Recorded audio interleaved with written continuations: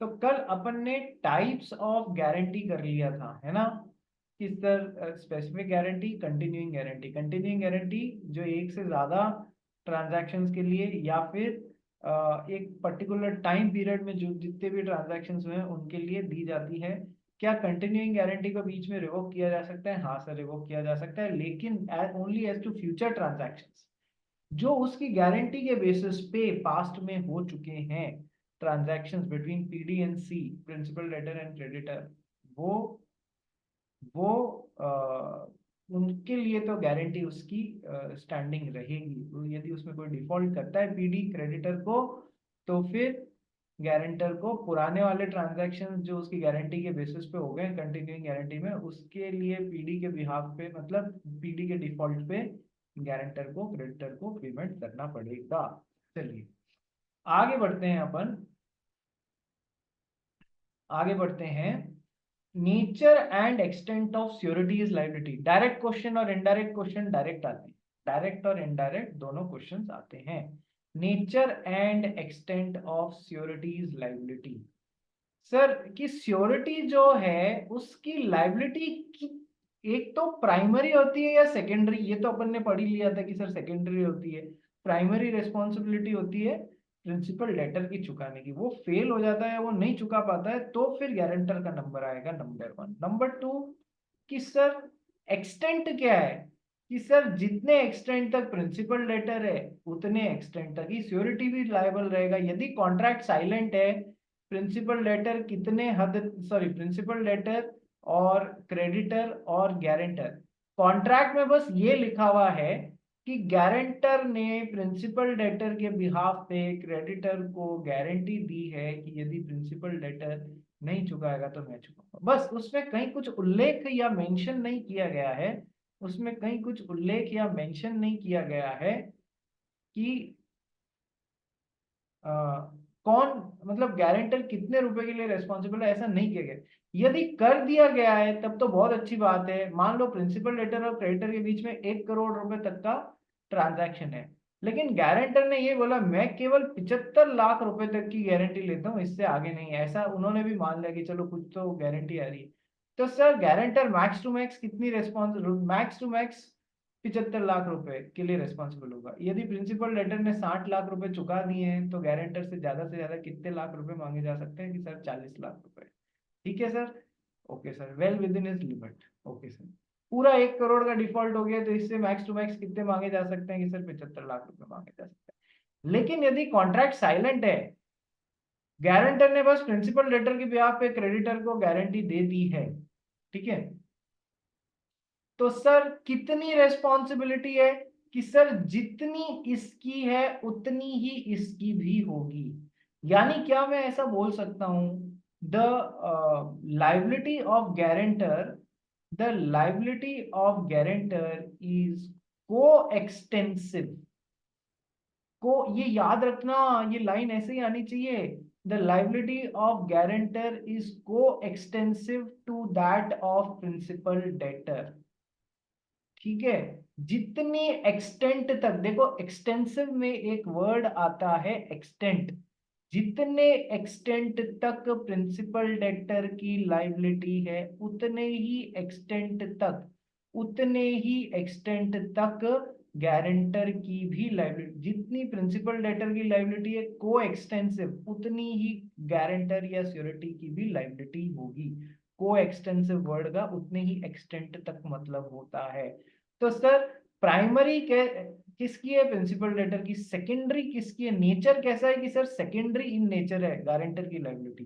Primary principal debtor, देखो P से याद रखना, P for principal debtor, P for primary. Primary responsibility किसकी है, प्रिंसिपल डेटर। जबकि इंडेमनिटी में क्या होता था, एक्स ने इंश्योरेंस कंपनी से यदि इंडेमनिफिकेशन इंश्योरेंस पॉलिसी ली है, तो अब कार को कोई नुकसान हो गया तो एक्स को पे करके और फिर ये उसको रिम्बर्स करेगा, ऐसा नहीं होता, डायरेक्टली इंडेमनीफायर को बोल सकते हैं भाई 36,000 35,000 रुपए का लॉस हुआ है, वो तू पे कर दे सीधा कार कंपनी को, वो मेरे को कार रिपेयर करके दे देगी। ठीक है, तो उधर क्या है, डायरेक्टली आप इंडेमनीफायर की प्राइमरी लाइबिलिटी होती है ऐसा बोल सकते हो। लेकिन कॉन्ट्रैक्ट ऑफ गारंटी में क्या है, प्रिंसिपल डेटर की P for principal debtor, P for primary responsibility, guarantor या श्योरिटी, जी में एक एस भी तो आ रहा है, गारंटर या श्योरिटी की सेकेंडरी रेस्पॉन्सिबिलिटी।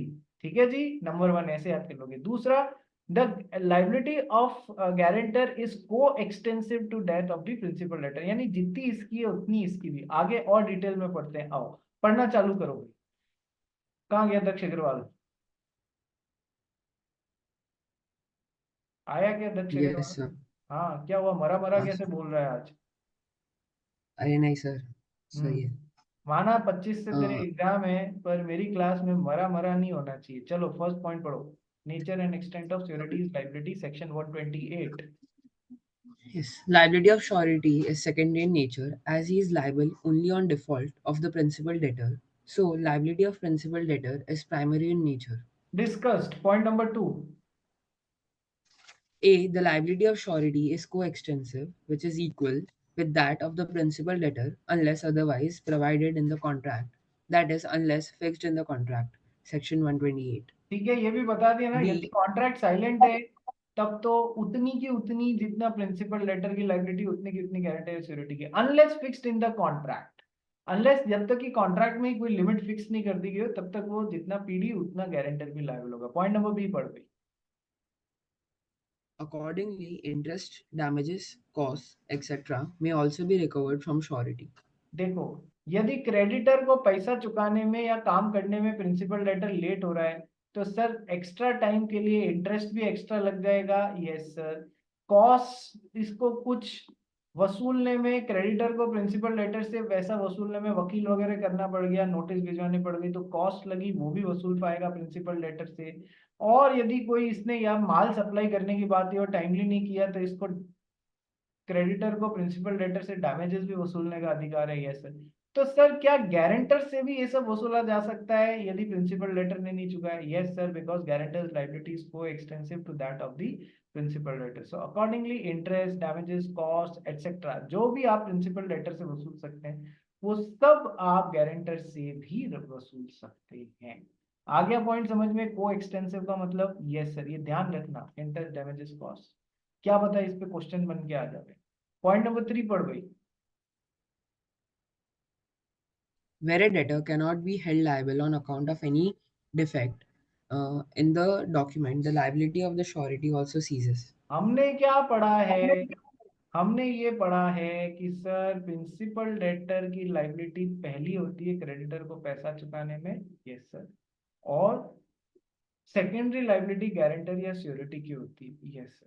यदि किसी कारणवश इन लोगों के बीच में जो भी लोन या जो भी एग्रीमेंट था, उसमें कोई पेपर में कोई कमी पेशी थी, इस वजह से प्रिंसिपल डेटर को लायबल नहीं बनाया जा सकता है, तो सर फिर गारंटर भी ऑटोमेटिकली रिलीव हो जाएगा। जब आप इसको रेस्पॉन्सिबल बनाने में नाकामयाब हो रहे हो, तो फिर इसके बाद इसकी रेस्पॉन्सिबिलिटी आती है ना, सेकेंडरी इन नेचर है, तो ये भी रेस्पॉन्सिबल नहीं होगा, बिकॉज हिज लाइबिलिटीज को extensive to that of the principal debtor. क्या लिखा है, वापस पढ़ो। Where a debtor can not, principal debtor का मतलब है यहाँ पर डेटर से, where a debtor can not be held liable on account of any defect in the document. कोई भी डिफेक्ट हो गया, उस वजह से आप प्रिंसिपल डेटर को लायबल नहीं बना सकते, कैसा भी, अभी अपन उसमें जाएंगे नहीं। पर यदि प्रिंसिपल डेटर को कोई डिफेक्टिव, आपने कोई एग्रीमेंट बनाया, उसमें आप उसको रेस्पॉन्सिबल बना ही नहीं पा रहे हो, तो if there is any defect in the document due to which principal debtor release हो गया, वो पैसे चुकाने की जिम्मेदारी है ही नहीं उसकी, so the liability of surety also ceases, उसकी भी खत्म हो जाती है श्योरिटी की भी। पॉइंट नंबर 4 पढ़ गई। A creditor may choose to proceed against a surety first unless there is an agreement to the contrary. देखो, इसको समझने के लिए पहले एक बार नोट पढ़ो। As soon as principal debtor defaults in payment of the debt, the surety also becomes liable. Thus, a creditor is not bound to proceed against the principal debtor first. He can directly sue the surety without suing the principal debtor. However, until the principal debtor makes any default, the creditor cannot ask the surety to pay the debts. Hence, the surety's liability is secondary and the liability of the principal debtor being primary. In nature. देखो, इस इतने बड़े paragraph और जो last point पढ़ा है उसका क्या मतलब है, बहुत ध्यान से समझना। ये पॉइंट बोल रहा है कि सर प्रिंसिपल डेटर की लायबिलिटी प्राइमरी होती है इसको पैसा चुकाने या प्रॉमिस पूरे करने की। यदि ये डिफॉल्ट करता है तो सेकेंडरी लायबिलिटी गारंटर या श्योरिटी की आती है इसको पैसा चुकाने की। क्लियर है? बोलो यस और नो। क्लियर है? Yes sir. सर लेकिन समझना, सर यदि क्रेडिटर ने प्रिंसिपल लेटर से पैसा मांगा, फ्रेश केस है, यदि क्रेडिटर ने प्रिंसिपल लेटर से पैसा मांगा, चुकाने का टाइम आ गया था, इसने पैसा मांगा और प्रिंसिपल लेटर ने डिफॉल्ट कर दिया, प्रिंसिपल लेटर ने डिफॉल्ट कर दिया, तो सेकेंडरी लाइबिलिटी एक्शन में आ जाएगी। एंसल ध्यान से सुनो, मिदुष ध्यान से सुनो, सेकेंडरी लाइबिलिटी उसमें आ जाएगी, एक्शन में आ जाएगी।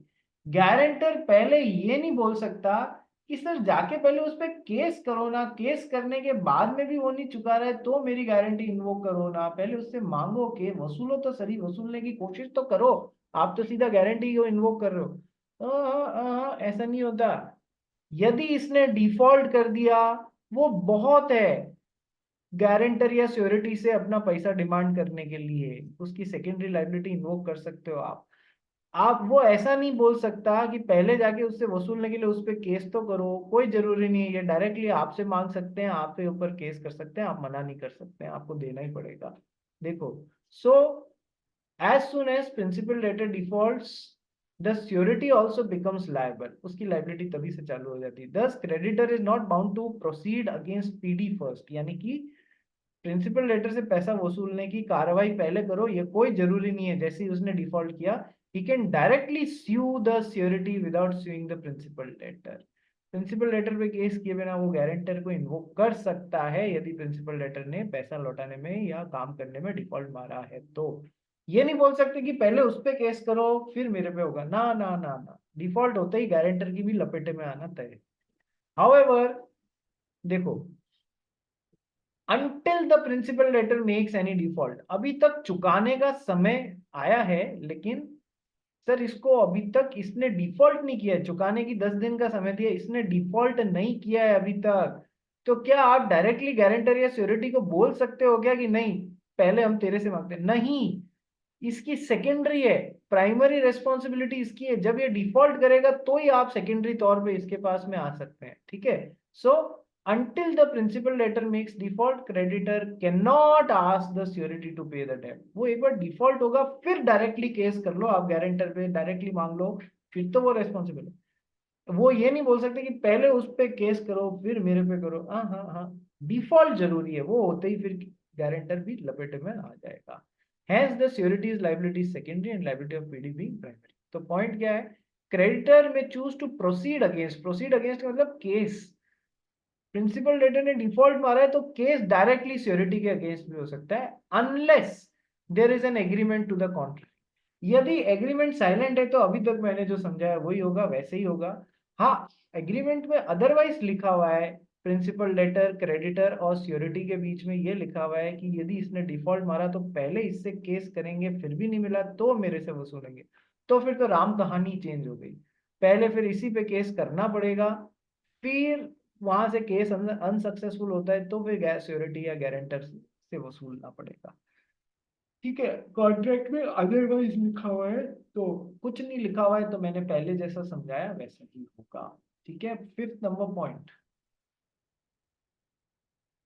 Surety's liability may be specific or continuous. पढ़ चुके हैं ना अपन कि सर गारंटर की लाइबिलिटी स्पेसिफिक गारंटी भी हो सकती है और कंटिन्यूइंग गारंटी भी हो सकती है, ऊपर पढ़ के आए ना। Yes sir.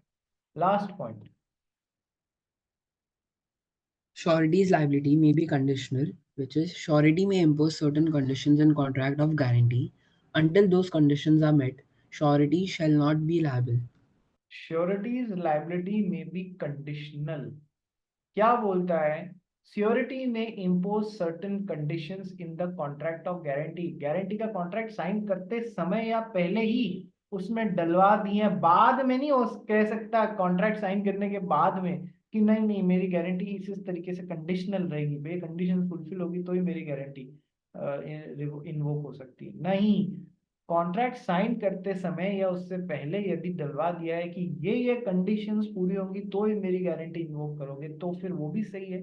श्योरिटी की अपन ने पढ़ा है ना, अपन इंडियन कॉन्ट्रैक्ट एक्ट के जनरल प्रिंसिपल्स में पढ़ के आ रहे हैं ना रे। क्या पढ़ के आ रहे हैं सर? दैट कंडीशनल कॉन्ट्रैक्ट्स भी होते हैं, कंडीशनल कॉन्ट्रैक्ट्स भी होते हैं जिनमें कंडीशंस होती हैं। तो श्योरिटीज गारंटी या लाइबिलिटी में भी कंडीशनल, श्योरिटी बोल सकता है कि पहले ये कंडीशंस फुलफिल होंगी तो ही मेरी गारंटी आप इन्वोक कर सकते हो। Until those conditions are met surety shall not be liable. जैसे कि अभी ऊपर वाले पॉइंट से एग्जांपल देख लो। क्या? प्रिंसिपल लेटर, क्रेडिटर और श्योरिटी। श्योरिटी ने कॉन्ट्रैक्ट ऑफ गारंटी साइन करते समय ही उसमें कंडीशन डलवा दी थी कि देखो, प्राइमरी रिस्पॉन्सिबिलिटी प्रिंसिपल लेटर की है, सेकेंडरी रिस्पॉन्सिबिलिटी मेरी है, लेकिन आप मेरी गारंटी तभी इन्वोक कर सकते हो जब पहले आपने इस पे केस कर लिया और आपको कुछ नहीं मिला, तो आप सेकेंडरी तौर पे मेरे को स्यू करोगे, अदरवाइज डायरेक्टली मेरे से नहीं मांग। तो इसने कैसी गारंटी दे दी कि सर कंडीशनल गारंटी दे दी या नहीं दे दी? यस सर, कंडीशनल गारंटी दे दी गई है ना? कंडीशनल गारंटी दे दी गई है। तो सर कंडीशनल गारंटी है ना, जब तक ये कंडीशन मीट विद नहीं होगी तो सर तब तक आप गारंटर की गारंटी इन्वोक नहीं कर सकते। या फिर प्रिंसिपल लेटर, क्रेडिटर और श्योरिटी ने आपस में साइन करते वक्त श्योरिटी ने एक कंडीशन डाल दी। क्या कंडीशन डाल दी?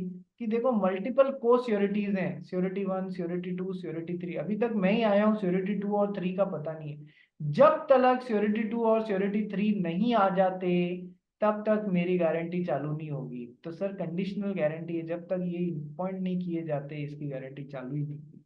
या फिर प्रिंसिपल लेटर, क्रेडिटर और श्योरिटी के बीच में ऐसा हो जाता है कि सर लोन 1 करोड़ रुपए का है ना, सर मेरी गारंटी 50 लाख रुपए तक की है, ठीक है, वो भी तब इन्वोक हो पाएगी जब ये कंडीशंस मीट विद होगी, ठीक है।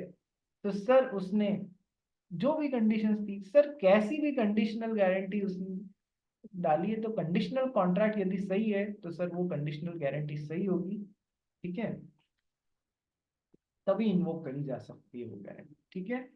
तो sir nature and extent of sureties liability समझ में आ गए क्या? ये 6 पॉइंट्स, यस सर समझ में आ गए। किसी को डाउट है इनमें कि नहीं? सर कोई डाउट नहीं। आ जाओ नेक्स्ट पॉइंट पढ़ते हैं। अब मैं एंसल फर्नांडिस, शुरुआत तेरे से करूं क्लास से बाहर निकालने की? नहीं सर, मैं आज ही बाल कटा के आया हूँ, प्लीज मुझे सबको दिखाना है बार बार कि मैं, मेरा हेयर कट हुआ है आज है। चालू करूं तेरे से? नहीं, और किससे, मिदुष मोदी से चालू करूं क्या फिर? तो और मैं आपको बोला ना, मैं थोड़ा बीमार हूँ इसीलिए नहीं कर रहा हूँ। अरे हम सबका चेहरा, हम सबको चेहरा दिखा दे, हमारी नजरों से तो ठीक हो जाएगा। लेट के पढ़ रहा है क्या? नहीं, बट पलंग पे बैठा हूँ अच्छा, क्या दोस्त है यार तुम्हारे, कोई उसकी साथा ही पूछने नहीं गया, उसको अच्छा लगता लाई को, मिलूष मोदी को? है? कैसे दोस्त है रे तेरे? कविश देसाई?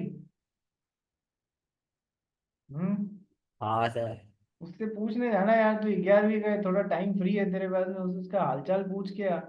उस बेचारे को अकेला छोड़ा हुआ है तूने। हम्म। डूबता डूबता भी जाता था। सर मैं पूछने गया तो उसकी तबीयत और बिगड़ जाएगी। मैं उस पर एहसान कर रहा हूँ पूछने नहीं जाके। सर हम्म। देवांश बोलेगा ठीक हो गया। देवांश बोलेगा ठीक हो गया, चलो आ जाओ। ठीक है, मस्ती मजाक इसलिए कर रहा हूँ, नहीं तो श्रेया बियानी और मुंह लटका के बैठ जाएगी, सर आप बड़े बोरिंग लेक्चर लेते हो, आपका पढ़ाना नहीं आता है आपको। ठीक है, चलो नेक्स्ट आ जाओ भाई। आगे पढ़ते हैं। Liability of to persons primarily liable, not affected by arrangement between them, that one shall be surety on others default। देखो क्या सिचुएशन है, कई बार ऐसा होता है ना कि जॉइंट प्रोमिसर्स होते हैं। यस, मान लो, मान लो एंसल के चाचा जी हैं, एंसल है ना चाचा जी, हमने पहले भी एग्जाम्पल लिया हुआ है ना। अरे कहाँ चला गया एंसल? सर एंसल के चाचा जी हैं और एंसल की चाची जी हैं, ठीक है। दोनों इस मुकाम पे पहुंच गए कि अब हम एक फ्लैट खरीद सकते हैं, लेकिन फ्लैट के लिए लोन तो थोड़ा बहुत तो लेना ही पड़ेगा, देखो ये तो चलता रहता है, ठीक है। तो सर एंसल के चाचा जी और चाची जी ने मिल के आईसीआईसीआई बैंक से लोन लिया। Yes sir.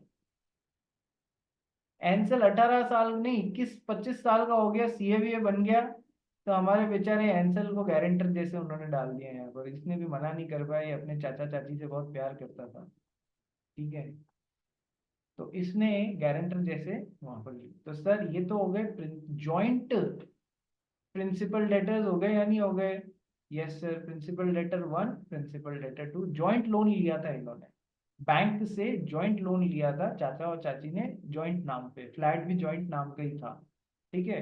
तो सर जॉइंट प्रिंसिपल डेटर 1 और प्रिंसिपल, मैंने आपको बताया ना जॉइंट प्रोमिसर्स होते हैं, इंडियन कॉन्ट्रैक्ट एक्ट में पढ़ा है ना, एक्स वाई और जेड ने मिलके ए को पैसा लौटाने का वादा किया, ये सर, तो ये कौन हो गए? Joint promisors. तो वही सिचुएशन है, जॉइंट प्रोमिसर्स है, principal debtor 1, principal debtor 2, situation कुछ ऐसी है। इसमें पॉइंट क्या बोलना चाह रहा है कि सर, है ना, दो where two persons are acting as joint principal debtors, एंसल के चाचा जी और चाची जी ने मिलकर लोन लिया, तो दोनों प्रिंसिपल डेटर्स है, बरोबर बरोबर है, ठीक है। एनी अरेंजमेंट और contract between both of them that one would be primarily liable and another would be liable on default of the first one, that is another would act as surety for the first one।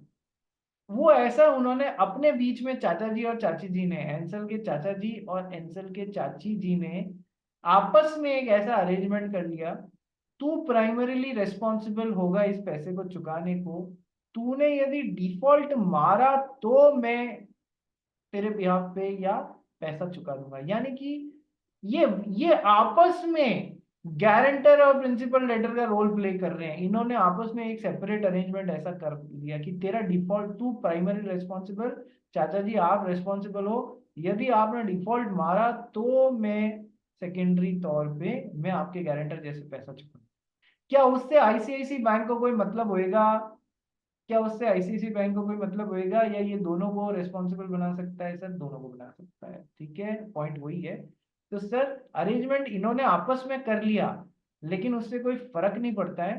The liability of each of such two principal debtors to the creditor under the first contract is not affected by the existence of the second contract. Sir ये जो first contract है इसमें दोनों की joint और several responsibility होती है ना, प्रोमिसर, जॉइंट प्रोमिसर्स की कैसी रेस्पॉन्सिबिलिटी होती है कि sir joint and several, joint and several responsibility होती है या नहीं होती है? हाँ सर, सर ये भी रेस्पॉन्सिबल होंगे दोनों जॉइंटली पैसा चुकाने को, और इंडिविजुअली भी रेस्पॉन्सिबल होंगे, यस सर। सर ये उतने ही रेस्पॉन्सिबल होंगे, इन्होंने आपस में ये जो सेकंड कॉन्ट्रैक्ट कर लिया है या कोई अरेंजमेंट कर लिया, इससे घंटा ही कोई फर्क ही नहीं पड़ता है, दोनों बरोबर बरोबर रेस्पॉन्सिबल होंगे। The liability of each such two principal debtors to creditor under the first contract, जहां उन्होंने आईसीआईसीआई बैंक से लोन लिया, it is not affected by the existence of the second. क्या इतनी बात भेजे में घुस गई, भले आपस में अरेंजमेंट कर दिया कि प्राइमरी रिस्पॉन्सिबिलिटी तेरी, मैं तो बस गारंटर हूँ, ठीक है, हाँ कोई फर्क नहीं पड़ता इससे। Although such third person may have been aware of its existence, भले ही आईसीआईसीआई बैंक को अलग से किए गए इस अरेंजमेंट के बारे में पता था, तो भी उसने तो ये एग्रीमेंट साइन किया ना कि सर दोनों रेस्पॉन्सिबल हैं, तो वो दोनों को रेस्पॉन्सिबल बना सकता, तो वो दोनों को रिस्पॉन्सिबल बना सकता है। क्या ये बात भेजे में घुस गई? हाँ सर, कोई बड़ी बात नहीं है। दक्ष अग्रवाल, तूने एक दिन मेरे से 2-4 दिन पहले डाउट पूछा था, वो यही था क्या? हाँ सर, लेकिन उसमें गारंटी दो जनों ने दी थी। वो अलग पॉइंट हो इसमें गया, प्रिंसिपल। वो अलग पॉइंट हो गया, मैं तो दो प्रिंसिपल लेटर्स की बात कर रहा हूँ, बात समझ गया? जहां तू हाँ गारंटी सर, दो लेकिन जनों की बात कर रहा है ना, वो पॉइंट अभी आएगा। इसी पॉइंट में अगर एक चीज मैं पूछूं, हम्म। तो जैसे वो प्रिंसिपल लेटर अगर ये लोग दोनों नहीं दे पाते और हाँ, ठीक है, क्या मुझे देख पा रहे हो, सुन पा रहे हो? क्या मुझे देख पा रहे हो क्या?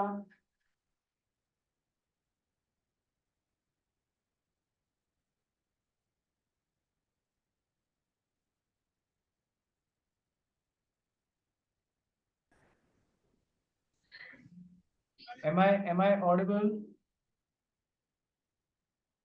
Am I Yes, audible? sir. बीच में थोड़ा डिस्कनेक्ट हो गया था भाई। हाँ वापस बोल। वापस बोल कि सर आप बोल रहे हो कि हाँ सर इसी क्वेश्चन में जहाँ प्रिंसिपल लेटर और प्रिंसिपल लेटर ये हैं, दो जॉइंट प्रिंसिपल लेटर्स हैं, या आईसीआईसीआई बैंक के या किसी ने एंसल ने उनके बिहाफ पे गारंटी दे दी, अब क्या क्वेश्चन बता। सर अब इसका मतलब अभी इन दोनों ने अगर पैसे नहीं चुका पाए ये लोग, तो हाँ श्योरिटी को पैसे देने पड़ेंगे। तो देने तो ही उस है केस में गारंटर। श्योरिटी का इम्प्लाइड कॉन्ट्रैक्ट बन जाएगा कि उसको रिम्बर्स करेंगे प्रिंसिपल हाँ डेटर्स। हाँ तो उस केस में जब वो श्योरिटी प्रिंसिपल डेटर से पैसे मांगने जाता है, तो वो हाँ किसी एक पर्सन से भी मांग सकता है। मतलब अपन ने पहले देखा है ना उधर, पहले वाले चैप्टर में। देख आगे अपन पढ़ेंगे that guarantor steps into the shoes, जब यदि एंसल को इनके बिहाफ पे पैसा चुकाना पड़ गया, तो गारंटर और श्योरिटी ने जब इनके बिहाफ पे लाइबिलिटी उतार दी, he will step into the shoes of the creditor. और एक क्रेडिटर के पास में जो जो रेमेडी अगे होती है available against the principal debtors, वो सारी है कि सारी एंसल को भी मिलेंगी, गारंटर को भी मिलेंगी। इन पे केस करना है, केस करके वसूल सकते हैं। यदि इन्होंने आईसीआईसी बैंक के पास में अपने कोई गहने जवाहरात जो भी हैं वो एम आई ऑडिबल? अरे एम आई ऑडिबल क्या?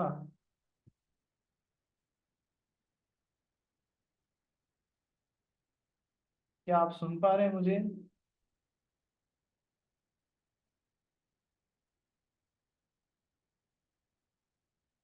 क्या आप मुझे सुन पा रहे हैं?